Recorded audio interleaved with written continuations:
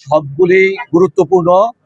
বিশেষ করে প্রথম 8টা সাবজেক্টে উনি গুরুত্ব দিয়েছেন সবচেয়ে বেশি। সেটার মধ্যে আমাদের এই গ্রামীণ মহিলারা যারা আছেন, দুস্থ মহিলাদের জন্য ফ্যামিলি কার্ডের ব্যবস্থা করছেন, তারপরে কৃষকদের জন্য কৃষকের কার্ড ব্যবহার করছেন, আমাদের এই যারা মসজিদের ইমাম মুয়াজ্জিন আছেন তাদের জন্য উনি একটা সম্মানী ভাতার ব্যবস্থা করতেছেন।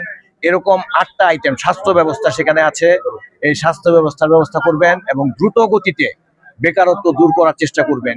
এগুলি ছাড়াও আরো অনেকগুলি সাবজেক্ট আছে।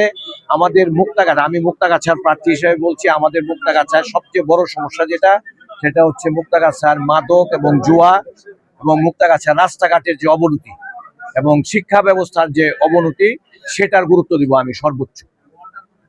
আপনাদের সকলকে ধন্যবাদ। এবং সবার কাছে, বিদেশে থাকার পরে উনি প্রায় 17 বছর কয়েক মাস সময় বিদেশে থেকে উনি বাংলাদেশে ব্যাক করেছেন।